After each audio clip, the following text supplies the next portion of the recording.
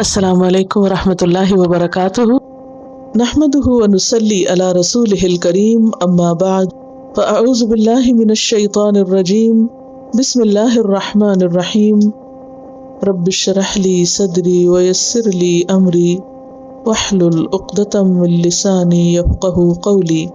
अल्फाज की वजाहत आयत नंबर 261 से 266 तक, आयत 261 to 266। मसलु मिसाल, अल्लदीना उन लोगों की, युनफिकूना जो खर्च करते हैं, अनफक़ युनफिकु इन्फाक, अम्वालहुम अपने माल, माल की जमा है अम्वाल, फी सबीलिल्लाहि अल्लाह के रास्ते में, कमसली मानिंद मिसाल या मिसाल की तरह, हब्बतिन एक दाने के। हब्बा का लफ्ज़ हा बा से है, हुब का लफ्ज़ भी इसी से। अम्बतत उसने उगाई, अम्बत युम्बितु इम्बात यानी उस दाने ने उगाई।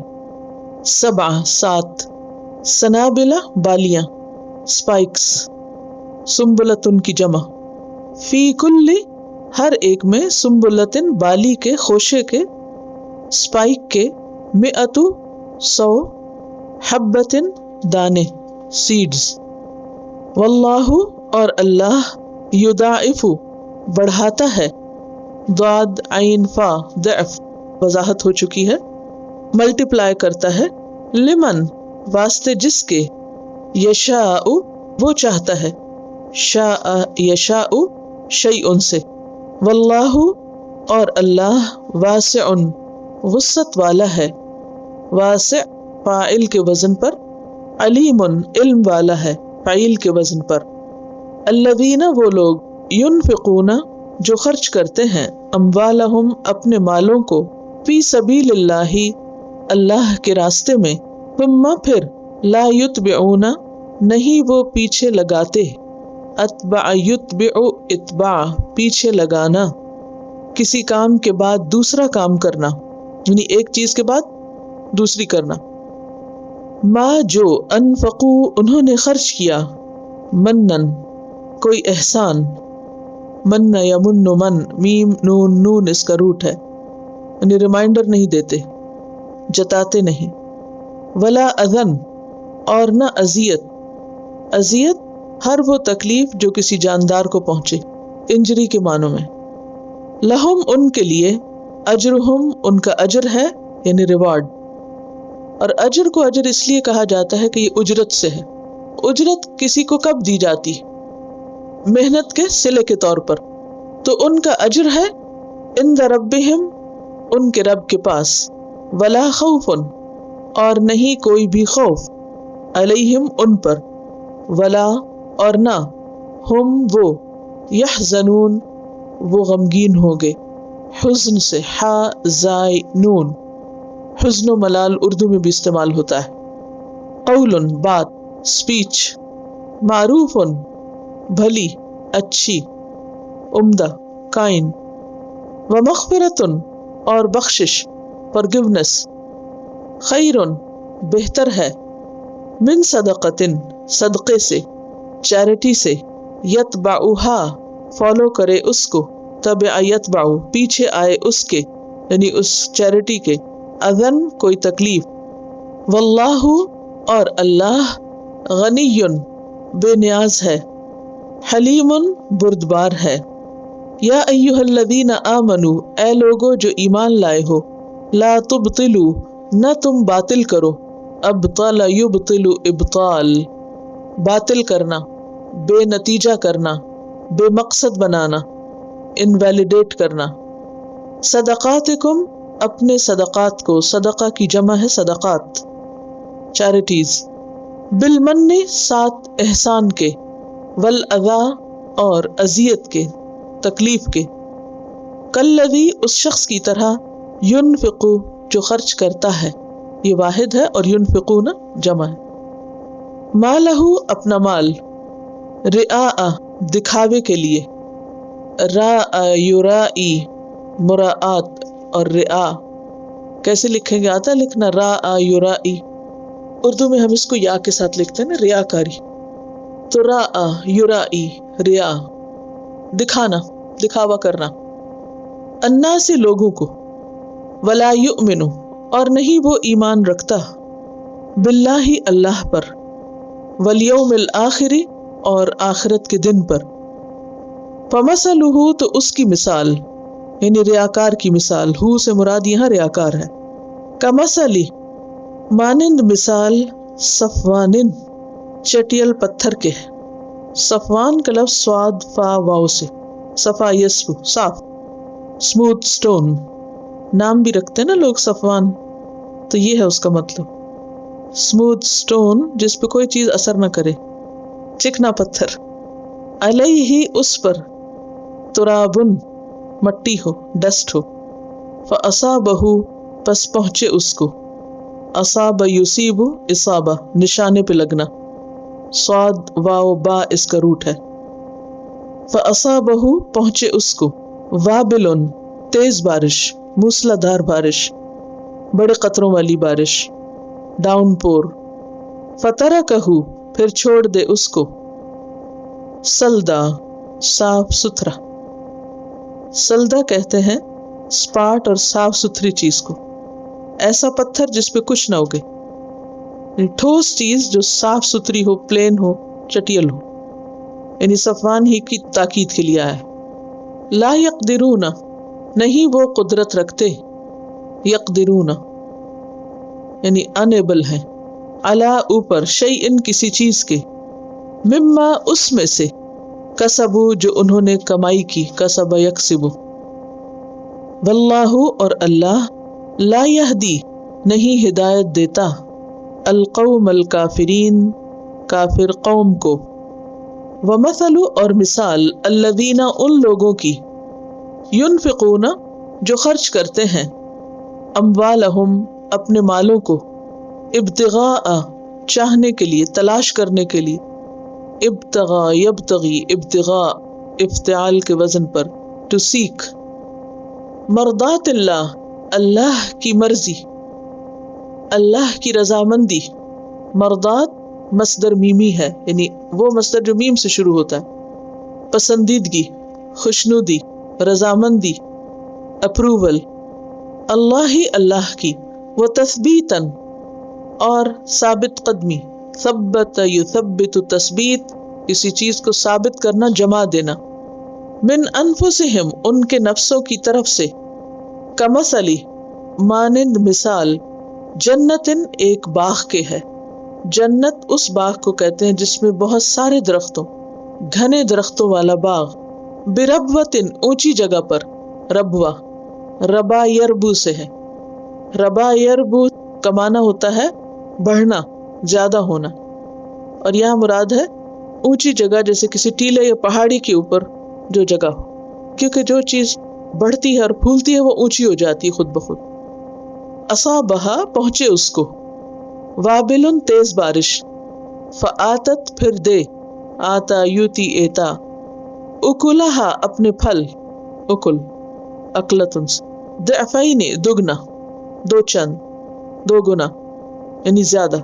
फ़इल्लम फिर अगर ना, युसिबहा पहुंचे उसको, असाब युसीबु से, वाबिलुन तेज बारिश, डाउनपोर, फतल तो शबनम ही काफी, फुआर ही काफी, छोटी बूंदों की बारिश, ड्रिजलिंग जिसे कहते हैं, ड्रिजल हल्की बारिश। वल्लाहु और अल्लाह, बिमा तामलूना साथ उसके जो तुम अमल करते हो, बसीर देखने वाला है, बा स्वादरा बसरा आंख को कहते हैं, आंखों से देखना, और रआ आंख और दिल दोनों से देखना, दोनों के लिए आता है, लेकिन बसर आंखों देखा। अयवद्दु क्या चाहता है, वद्द यवद्दु खालिस मोहब्बत, वुद्द इसी से लफ्ज वदूद है, किसका नाम, अल वदूद अल्लाह की सिफत है। तो वद्द यवद्दु का माना होता है चाहना, पसंद करना, और आ जो है अलिफ, ये किसके लिए आया, सवाल के लिए, इस्तिफाम के लिए। अहदुकुम तुम में से एक, अहद एक को कहते हैं, कुरान पाक में कहीं और आता है अहद, कुल हुवल्लाहु अहद एक। अहदुकुम तुम में से एक, अन ये के, तकूना हो, لہو اس کے لیے، جنتن ایک باغ، من نخیل کھجور کے درختوں کا، نخیل پام ٹریز کھجور کے درخت، وَأَعْنَابٍ اور انگوروں کا، عنب کی جمع، گریپ وائنز، تجری بہتی ہیں، فلوز، من تحتہا اس کے نیچے، انڈرنیتھ، الانہار نہریں، لہو اس کے لیے، فیہا اس میں، کس میں؟ باغ میں، من کل الثمرات ہر قسم کے پھل ہیں، ثمرات ثمرتن سے پھل، وَأَصَابَهُ اور پہنچے اس کو، الکبر بڑھاپا، اولڈ ایج، وَلَهُ اور اس کے لیے، ذریۃ اولاد ہو، آف سپرنگز ہو، ضعفاء کمزور، ویک ضعیف کی جمع، فَأَصَابَهَا پھر پہنچے اس کو، اصاب یصیب اصابہ پیچھے بھی آ چکا ہے، اعصار بگولا، بگولا کہتے ہیں تیز آندھی یا طوفانی ہوا جو زمین سے عمودی طور پر اوپر اٹھتی ہے، تیز چلتی ہے اور پھر چلتے چلتے وہ اوپر کو اٹھنے لگتی ہے، جیسے ورل ونڈ ہوتی ہے، اس کو بگولا بھی کہتے ہیں۔ فیہ نار اس میں آگ ہو، آگ سے مراد کو شعلے نہیں، مراد سخت گرمی، شدت کی حرارت، شدید حرارت مراد ہے، کیونکہ ہوا میں تو آگ نہیں ہو سکتی نا، دونوں ایک دوسرے کی کیا ہیں؟ اپوزٹ ہیں، لیکن شدید حرارت کو، سخت گرمی کو آگ کیوں کہا گیا مجازی طور پر؟ اردو میں ایسے استعمال کرتے ہو، کیا کہتے ہیں؟ آج تو اتنی گرمی ہے گویا آگ برس رہی ہے۔ اگر کوئی اس کا عربی انگریزی میں لٹرل ٹرانسلیشن کرے تو آگ کو ڈکشنری میں دیکھ کے کیا ٹرانسلیٹ کرے گا؟ فائر۔ تو کہیں فائر تو نظر نہیں آتی، لیکن وہ گرمی اتنی شدید ہوتی ہے کہ جسٹ لائک فائر، آگ بگولا بھی کہتے ہیں۔ تو یہ بگولا جو ہے یہ شدید گرم ہوا کا جھونکا کہہ لیں یا طوفانی ہوا کہہ لیں کہ جو ہر چیز کو جلا دے۔ فاحترقت پس وہ جل جائے، برن، حرق حا را قاف سے ہے، حریق کہتے ہیں جلنے والا، عذاب الحریق، تو احترق یحترق احتراق جلنے کے معنوں میں آتا ہے۔ کذالک اسی طرح، یبین اللہ بیان کرتا ہے اللہ، لکم تمہارے لیے، الآیاتی آیات، لعلکم تاکہ تم، تتفکرون تم غور و فکر کرو۔ فا کاف را اس کا روٹ ہے، تفکر یتفکر تفکر سے، یعنی پھر غور کر کے عبرت پکڑو۔ تفسیر کریں گے انشاءاللہ۔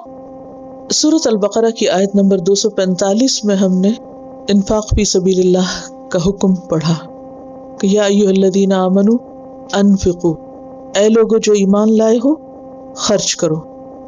یہاں پر خرچ کرنے کا فائدہ بتایا جا رہا ہے، اور یہ بھی کہ کہاں خرچ کرو۔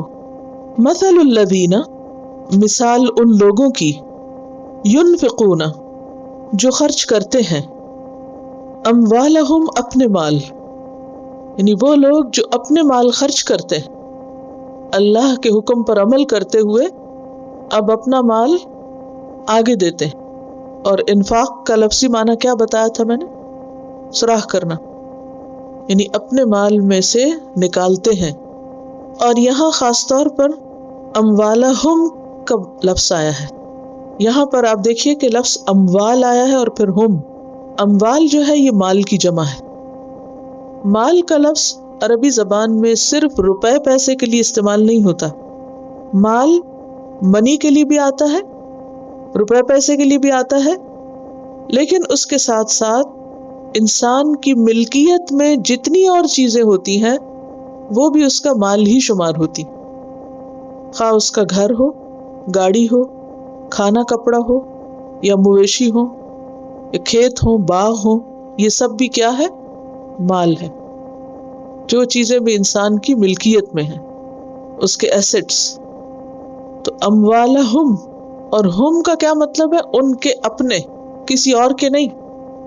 یعنی اگر کوئی شخص کسی کی چیز چرا کے صدقہ کر دے تو یہ صدقہ شمار نہیں ہوگا، یہ انفاق فی سبیل اللہ نہیں ہوگا، اور یہ نہیں کہا گیا کہ مال خرچ کرتے ہیں، کیا کہا؟ اموالہم، اپنے مال خرچ کرتے ہیں جن پر ان کی ذاتی ملکیت ہے، جو ان کے حصے کے ہیں، جو ان کا اپنا حق ہے، جس کو وہ اون کرتے ہیں، جس کے وہ مالک اور مختار ہیں، اس میں سے خرچ کرتے ہیں، کیونکہ انسان کو اپنے مال سے زیادہ محبت ہوتی ہے۔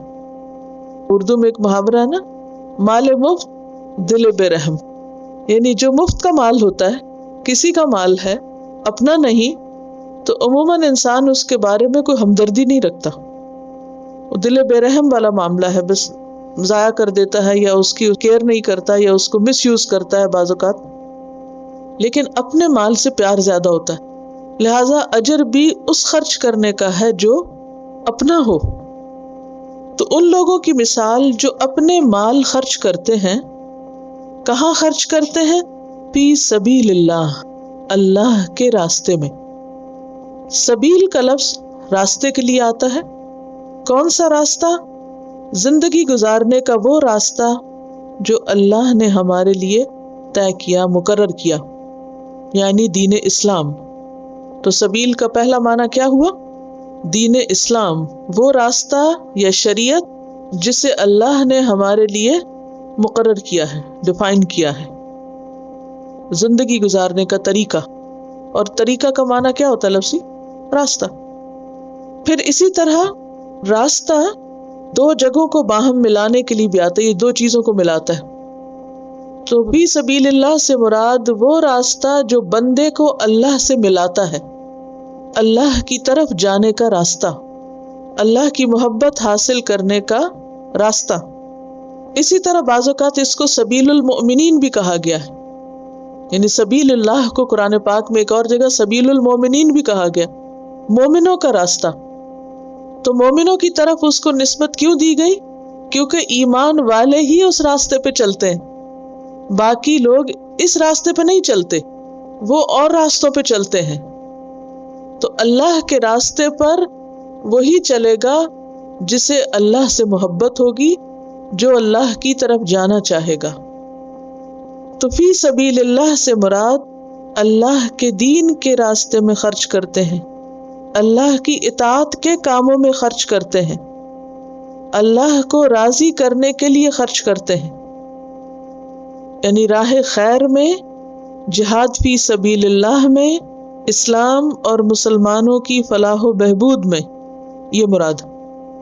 کمثلی، ان کی مثال، یعنی ان کے خرچ کرنے کی مثال کیسی ہے؟ کمثلی، مانند مثال، حبتن، ایک دانے کے، یعنی مراد ایک شخص کے ہے جو ایک دانہ اگائے، یعنی مثال کس کی طرح ہے؟ ایک اگانے والے کی، یعنی ایک کسان کی طرح ہے، کیونکہ لوگوں کی مثال بیان کی گئی نا۔ تو جب مثال بیان ہوتی ہے تو ایک چیز اور دوسری چیز کے درمیان کوئی مشابہت بھی ہونی چاہیے۔ تو یہاں کس کی مثال ہے؟ انسانوں کی مثال۔ کن انسانوں کی؟ جو ایمان والے ہیں۔ تو انسان کو کس سے مثال دیں گے؟ انسان سے دیں گے نا۔ تو یہاں حذف ہے۔ حذف کا کیا مطلب ہے؟ یعنی چھپا ہوا ہے، ڈراپڈ ہے۔ کون؟ کسان یا اگانے والا۔ ایسے لوگوں کی مثال اگانے والے کی مثال کی طرح ہے، جو کیا اگاتا ہے؟ حبتن، ایک دانہ، یعنی جیسے گندم کا دانہ ہے یا باجرے کا دانہ ہے۔ انبتت، اس نے اگائی، یعنی اس دانے سے نکلی، کیا نکلی؟ 7 سنابلا، بالیاں۔ بالی کا لفظ جو نا بال سے ہے۔ بال کس کو کہتے ہیں؟ جیسے سر کا بال ہے تو یہ بھی کیا کرتا ہے؟ اگتا ہے نا۔ کبھی غور کیا آپ نے؟ یہ سر میں سے اگ رہا ہے، اور کیسے اگتا ہے؟ جیسے زمین میں سے بالی اگتی ہے، اس کو بالی کہتے ہیں، اس کو بال کہتے ہیں۔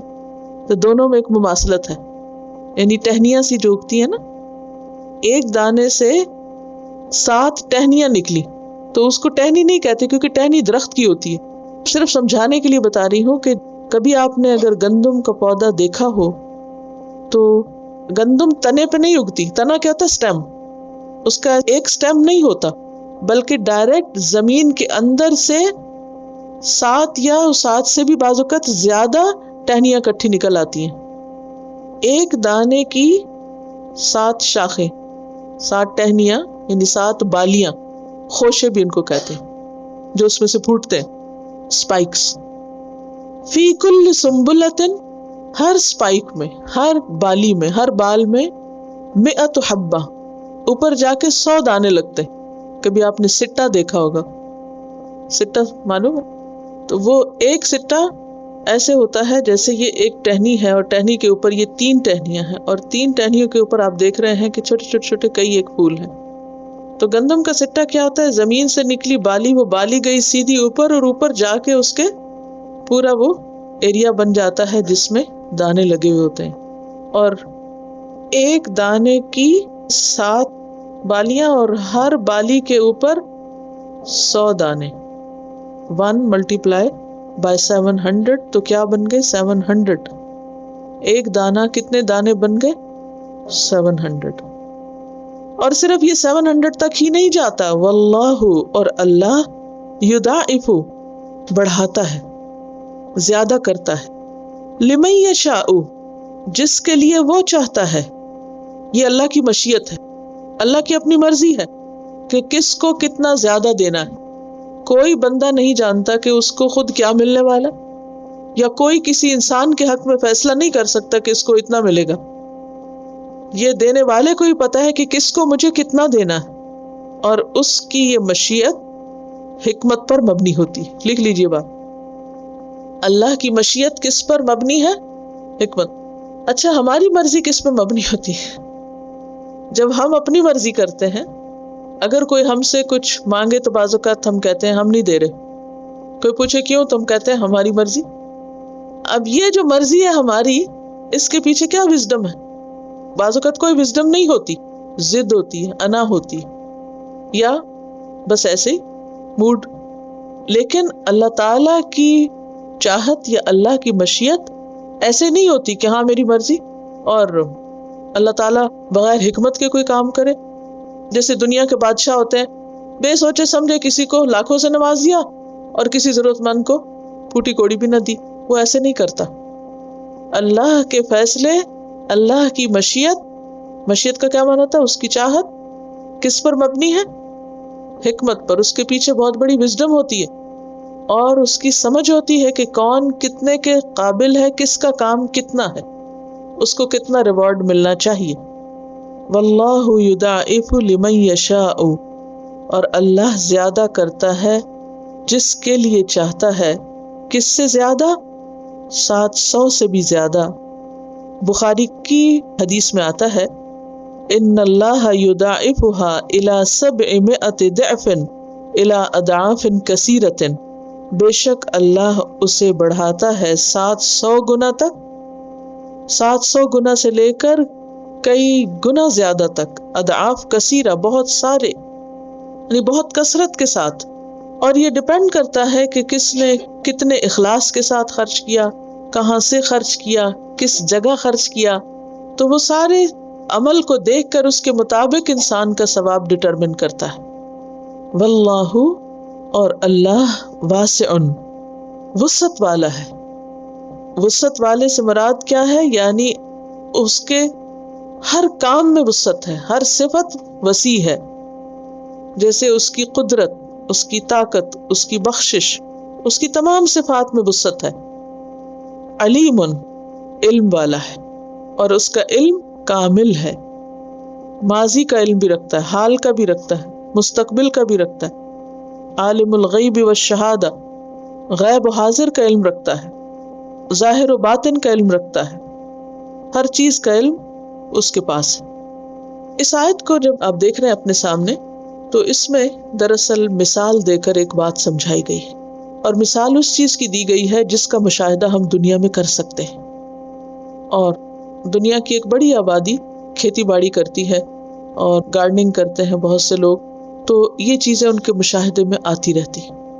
اور انسان کو بہت ہی حیرت ہوتی ہے اس وقت جب زمین ان کے سامنے اپنے خزانے اگل رہی ہوتی ہے، کہ وہ اپنے ہاتھوں سے ایک دانہ ڈالتے ہیں اور وہ ان کے سامنے ملٹی پلائی ہو کے باہر آتا ہے.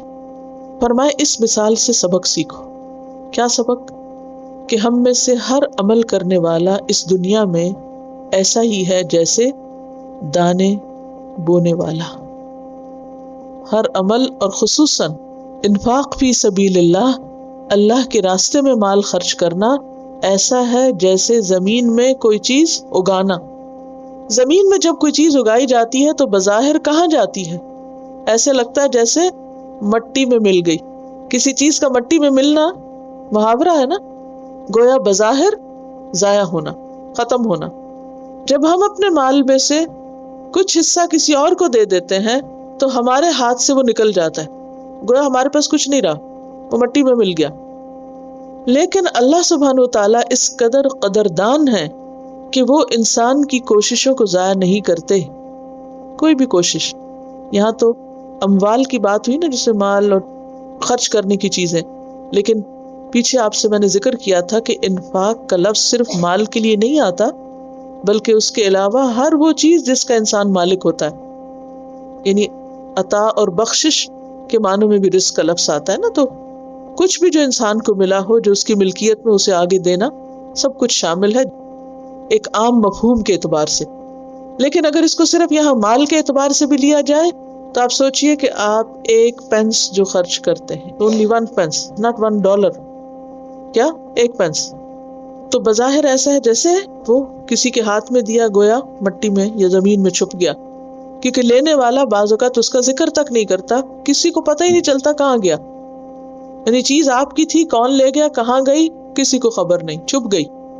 لیکن وہ چھپتی نہیں، اللہ تعالیٰ اس کو ترقی دیتے ہیں، بڑھاتے ہیں. جیسے دانا زمین میں جا کے بظاہر اپنی ہستی کھو دیتا ہے، گم ہو جاتا ہے، نظر نہیں آتا، اور اس کی اصل شکل بھی باقی نہیں رہتی. اسی طرح انسان جو عمل کرتا ہے یا صدقہ کرتا ہے، بعض اوقات وہ اپنی اصل شکل میں ہمارے پاس نہیں لوٹتا، بلکہ اس کی جو خیر اور بھلائی ہوتی ہے وہ ملٹی پلائی ہو کر ہمارے پاس واپس آتی ہے، دنیا میں بھی اور آخرت میں تو یقینی ہے. تو ہم میں سے ہر ایک کو یہ بات سوچ لینی چاہیے کہ ہم جو بوئیں گے وہی کاٹیں گے. اسی لیے بونے اور کاٹنے کا یہ محاورہ صرف مال خرچ کرنے کے معنوں میں نہیں آتا، بلکہ تمام اعمال ایسے ہی ہیں جیسے ہم دنیا کی کھیتی میں بو رہے ہیں کچھ. اور کہاں کاٹیں گے؟ کل قیامت کے دن، آخرت میں.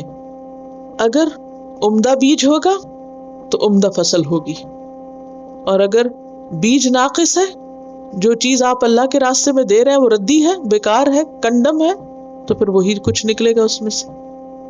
اور پھر خرچ کرنے کے بعد جب انسان اس کی حفاظت کرتا ہے، یعنی بیج ڈالنے کے بعد اس زمین کی حفاظت کرتا ہے، نہ زیادہ پانی دیتا نہ کم، اسے سوکھنے نہیں دیتا، تو پھر اس کا نتیجہ کچھ اور ہوتا ہے. لیکن اگر کوئی انسان خرچ کرنے کے بعد ریاکاری کرے یا احسان جتائے یا اذیت دے تو وہ ایسا ہی ہے جیسے لگی کھیتی کے اوپر کوئی آفت آ گئی اور سب کچھ ضائع ہو کے رہ گیا، سارا ثمرہ اجر مارا گیا. تو یہاں پر فرمایا کہ مثال ان لوگوں کی جو اللہ کے راستے میں اپنے مالوں کو خرچ کرتے ہیں، اور خصوصی طور پر یہاں اللہ کے دین کی خاطر خرچ کرنے کی بات ہو رہی. پیچھے آپ پڑھ چکے ہیں، والدین کو دینے کی بات آئی تھی، خود اپنی ذات پہ خرچ کرنے کی بات آئی تھی، اور رشتہ داروں کو دینے کی، اور یتیموں کو، اور مسکینوں کو، اور محتاجوں کو، اور سوسائٹی کے اور لوگوں کو، مسافروں کو. لیکن یہاں پر بات آ رہی کہاں خرچ کرنے کی؟ اللہ کے راستے میں. گویا اللہ کے دین کے لیے، اسلام کی ترقی کے لیے، اسلام کی عظمت کے لیے، لوگوں تک دین کا پیغام پہنچانے کے لیے جو بھی انسان خرچ کرتا ہے اس کا اجر دوسرے خرچ کرنے سے کہیں زیادہ ہے. کیونکہ جب انسان کسی انسان کے ہاتھ میں کچھ دیتا ہے، مثلاً آپ اپنے ماں باپ پہ خرچ کرتے ہیں، کیونکہ پیچھے پڑ چکے ہیں، لوگوں نے پوچھا کہ کہاں خرچ کریں، کیا بتایا گیا؟ والدین پہ خرچ کرو. اب آپ اپنی والدہ کے لیے، والد کے لیے کچھ تحفہ خرید کے لے جاتے ہیں، ان کی کوئی ضرورت پوری کرتے ہیں، ان کو کچھ کھلاتے پلاتے ہیں، تو آپ کو انسٹنٹ ریوارڈ ملتا ہے. کیا؟ ایک گریٹیفیکیشن ہوتی ہے اور ایک دعا بھی ملتی ہے، اور پھر آپ کو فوری طور پر ایک نتیجہ نظر آتا ہے ان کے چہرے پر خوشی کی صورت میں، یا کسی لفظی شکرانے کے طور پر. اسی طرح اگر آپ رشتہ داروں کو دیتے ہیں تو وہاں سے بھی آپ کو کچھ نہ کچھ تعریف کا بھی مل جاتی ہے، کچھ اور کسی طرح کی شکریہ کی کوئی بات نظر آ جاتی ہے. اسی طرح آپ یتیموں پہ کرتے ہیں یا مسکینوں پہ کرتے ہیں تو وہ بھی آپ کی طرف دیکھتے ہیں اور ان کی آنکھوں میں ایک احسان مندی ہوتی ہے. مسافروں پہ خرچ کرتے ہیں تو ان کا چہرہ کھل اٹھتا ہے، تو یہ ایک انسٹنٹ ریوارڈ آپ کو مل جاتا ہے.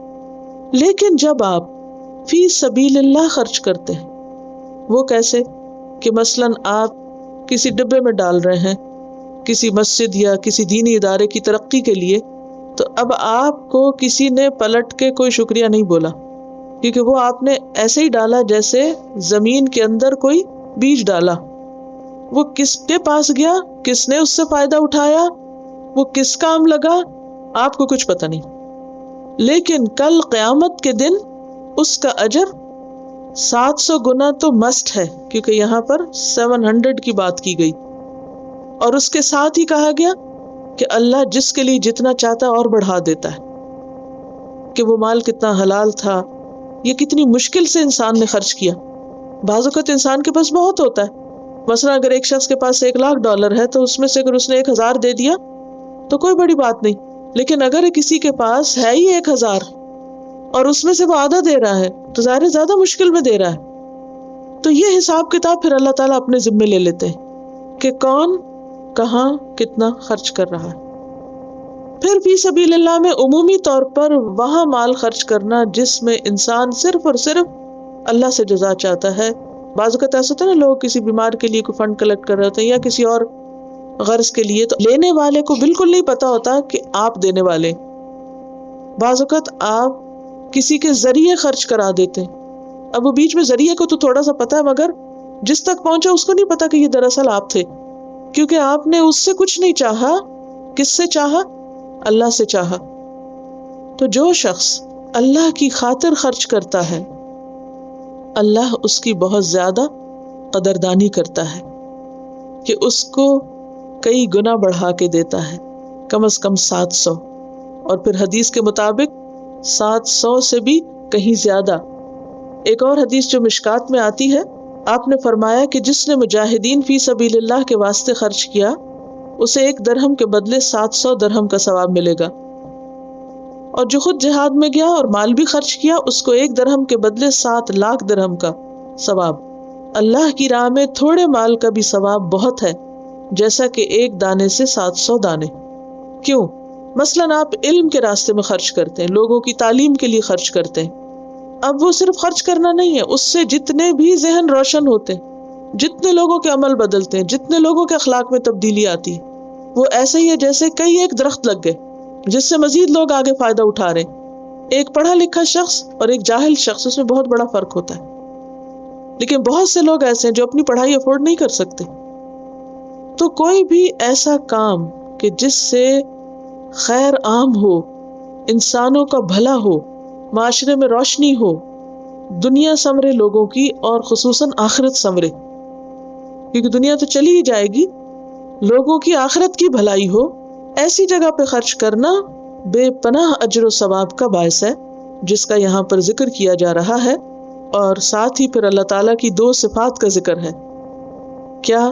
واللہ واسع علیم، اللہ بڑی وسعت والا ہے، بڑی وسعت والا ہے. یعنی وہ اتنا دیتا ہے، اتنا دے سکتا ہے، اتنا زیادہ اجر تمہیں عطا کر سکتا ہے کہ جس کا تم تصور بھی نہیں کر سکتے. کیونکہ اگر آپ کسی انسان کے ساتھ احسان کرتے ہیں اور انسان سے جواب کی توقع رکھتے ہیں تو آپ دیکھیں گے کہ اس کی ہمت طاقت تو بہت ہی لمیٹڈ ہے، وہ جواباً آپ کو کتنا دے سکتا ہے. اور خصوصاً اگر آپ کسی ضرورت مند کو دیں تو وہ آپ کو کتنا دے گا. وہ تو بیچارہ اپنی ضرورت پوری کرے گا، نہ کہ پھر وہ آپ کو کما کے واپس پلٹائے گا 700 گنا. آپ کسی کے اوپر $1 خرچ کرتے ہیں، کسی غریب کو دیتے ہیں، تو وہ غریب آپ کو $700 تھوڑی لوٹا سکتا ہے، سوال ہی پیدا نہیں ہوتا. لیکن جب آپ اللہ کے راستے میں خرچ کرتے ہیں، فی سبیل اللہ خرچ کرتے ہیں، اللہ کے دین کے لیے خرچ کرتے ہیں، تو پھر اللہ سے آپ کا معاملہ ہو جاتا ہے ڈائریکٹ. بندہ نکل جاتا ہے، وہ کام نکل جاتا ہے، وہ مسجد اور مدرسہ اور وہ سب بیچ میں سے نکل جاتے ہیں. وہ پھر آپ اور اللہ رہ جاتے ہیں آپس میں معاملہ کرنے والے. آپ نے اللہ کو دیا اور اللہ ہی اس کا بدلہ آپ کو دینے والا ہے. اور وہ کتنا دے گا؟ بہت وسعت والا ہے. کتنی وسعت والا ہے؟ وسع کرسیہ السماوات والارض. تو وہ خود کتنا بڑا ہوگا. کرسی کیا ہے؟ عرش کے آگے فٹ سٹول کی طرح ہے. ہاں؟ اور زمین و آسمان اس کرسی کے مقابلے میں کتنے ہیں؟ جیسے صحرا میں پڑی ہوئی ایک مندری ہو تو اس کا عرش کتنا بڑا ہے، اور پھر وہ خود کتنا بڑا. وَهُوَ الْعَلِيُّ الْعَظِيمُ. اور اس کی صفات کتنی وسیع ہے، کوئی سوچ ہی نہیں سکتا. تو جس نے معاملہ اللہ کے ساتھ کر لیا اور ہر طرح کی ریاکاری اور دکھاوے اور ظاہری چیزوں سے اٹھ گیا اوپر، پھر اللہ اس کو اتنا عطا کرے گا کہ جس کا وہ اندازہ بھی نہیں کر سکتا. واسع، اپنے علم میں وسعت والا، اپنی قدرت میں، رحمت میں، مغفرت میں، جتنی بھی اس کی صفات ہیں، اور خاص طور پر اپنی عطا میں، بخشش میں. حتیٰ کہ ایک حدیث میں آتا ہے ایک کھجور پہاڑ کے برابر بن جاتی ہے. یعنی کوئی شخص اللہ کے راستے میں صرف ایک کھجور خرچ کرتا ہے اور اللہ تعالیٰ اس کو رکھ نہیں دیتے، اس کو بڑھانا شروع کر دیتے، اور وہ بڑھتے بڑھتے بڑھتے بڑھتے بڑھتے اس کا اجر اور ثواب ایک کھجور کا پورے پہاڑ جتنا ہو جاتا ہے، احد برابر ہو جاتی. احد اگر آپ میں سے کچھ لوگوں نے دیکھا ہو تو اندازہ ہوگا کہ کتنا بڑا پہاڑ ہے. اس سے آپ اندازہ کر سکتے ہیں کہ اللہ کے راستے میں خرچ کرنے کا اجر و ثواب کیا ہے. اور علیم، اللہ بہت علم والا ہے. کتنا ہے اس کا علم؟ موسیٰ اور خضر کی مثال سے بتائیے. بندوں کا سارا علم ایک قطرے کے برابر ہے اللہ کے علم کے مقابلے میں، جیسے قطرہ سمندر کے مقابلے میں. علیم، بہت زیادہ جاننے والا ہے. ولا یحیطون بشیء من علمہ الا بما شاء. اچھا، بعض اوقات صرف ایک پینس ہوتا ہے نا ہمارے پاس، چینج ہوتا ہے. آپ نے دیکھو بعض لوگوں کی بہت اچھی عادت ہے، وہ گھر میں کوئی جگہ بنا رکھتے ہیں جہاں پر چینج ڈالتے رہتے ہیں ایک ایک پائی کے. پھر جمعہ پڑھنے جاتے ہیں یا ویسے مسجد جاتے ہیں کہیں بھی تو جا کے ہفتے بھر کا ڈال دیتے ہیں. اچھا، اگر آپ اس ایک پائی کو نہ سنبھالیں تو وہ ایک پائی بیکار ہے نا. لیکن اگر آپ نے اس ایک پائی کو بھی اس نیت سے کہیں جمع کر کے رکھا کہ میں اس کو اللہ کے راستے میں دوں گا، تو وہ ایک پائی بھی قیامت کے دن 700 بنی ہوئی ہوگی، اور 700 سے بھی کہیں زیادہ.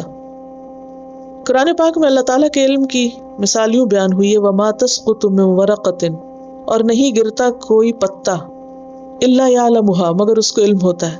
وَلَا حَبَّةٍ، اور نہ کوئی دانا، فی ظلمات الارض، جو زمین کے اندھیروں میں ہوتا ہے. ولا رطب، اور نہ کوئی تر چیز. ولا یابس، اور نہ کوئی خشک چیز. الا فی کتاب مبین، مگر ایک کھلی کتاب میں لکھی ہوئی ہے.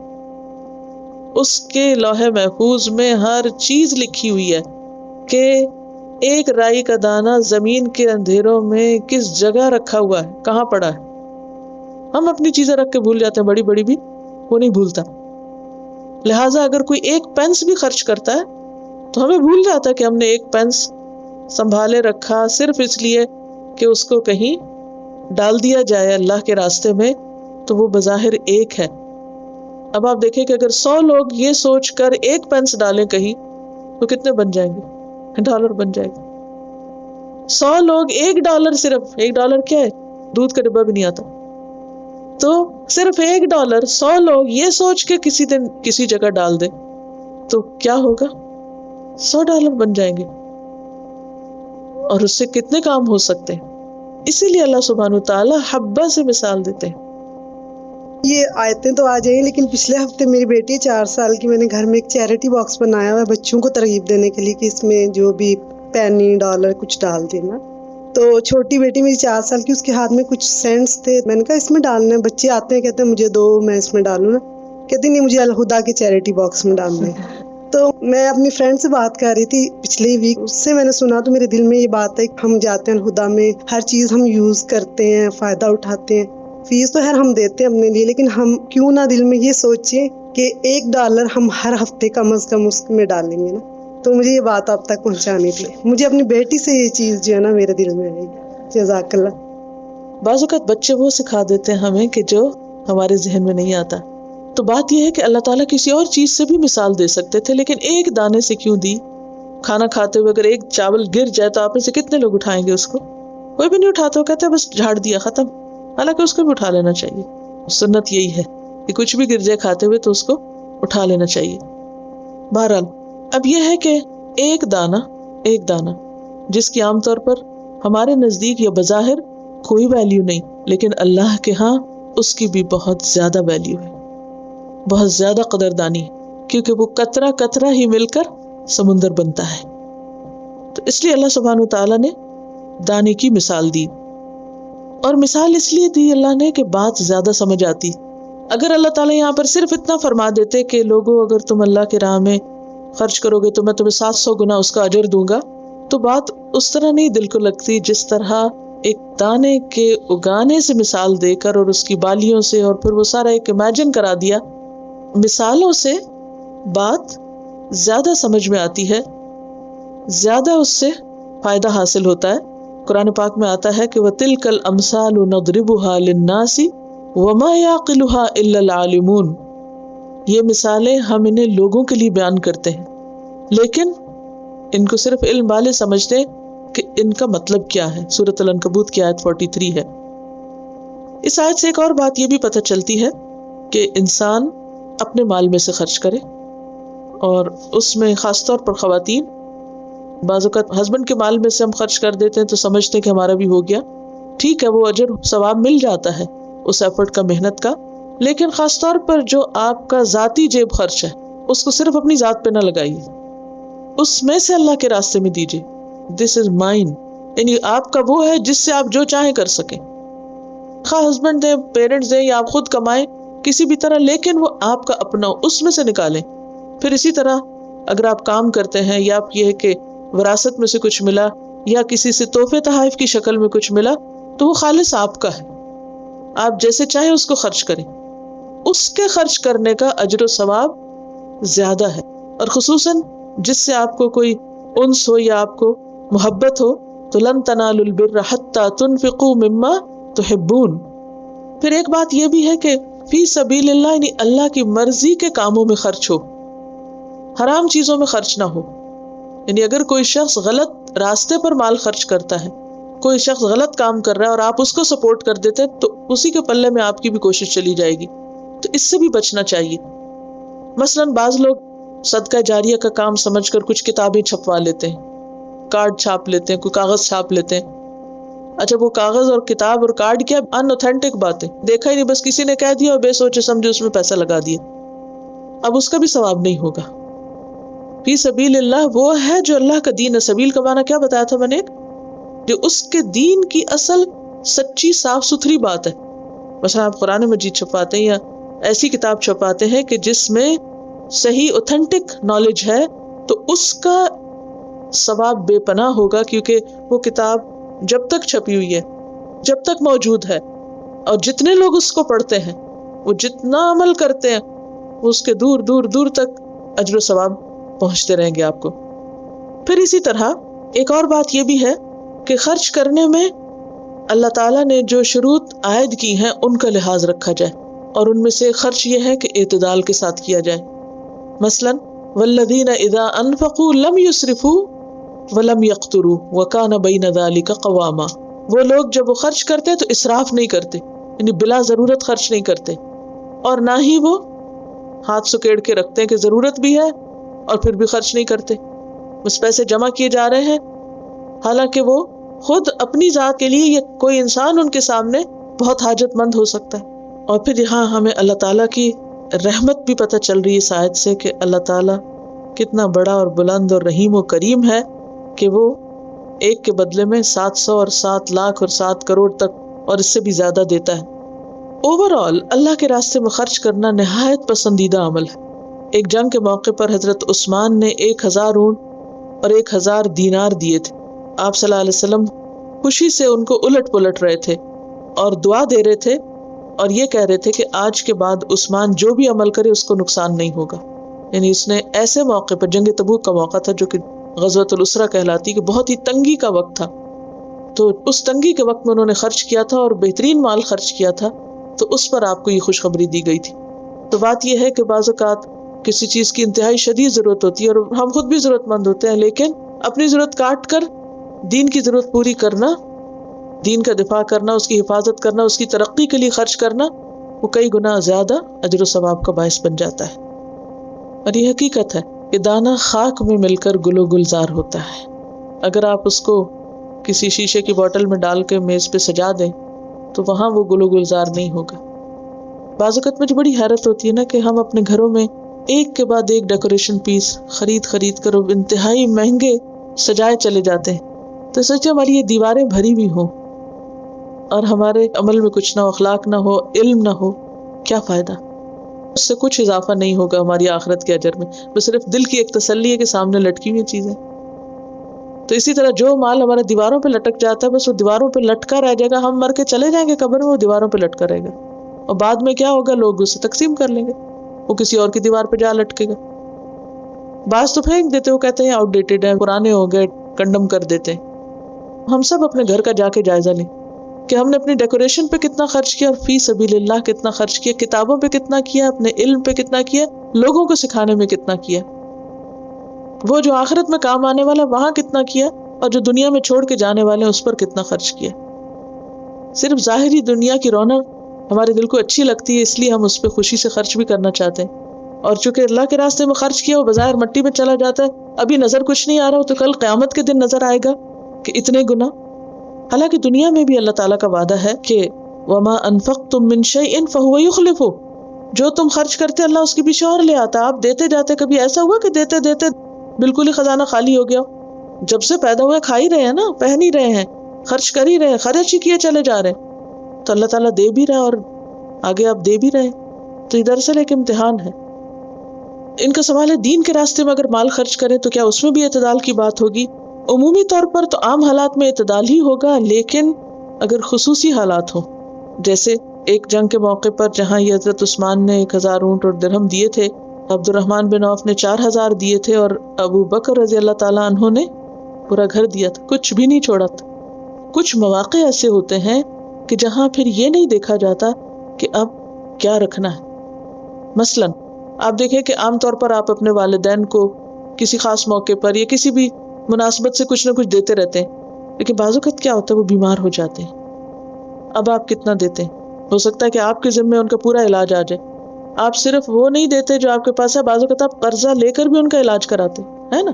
تو یہ حالات اور ضرورت کے مطابق ہے۔ نارمل روٹین کے حالات میں تو آپ جیسے ابھی بات ہوئی تھی کہ اگر ہر ہفتے $1 بھی دے دیں تو بھی کیا ہے، وہ ایک چل رہا ہے معاملہ، لیکن ہر انسان کی حیثیت فرق ہے، کسی کے پاس ہو سکتا ہے $1 بھی نہ اور کسی کے پاس 100 ہو، یہ تو ہر ایک کی بات الگ ہے۔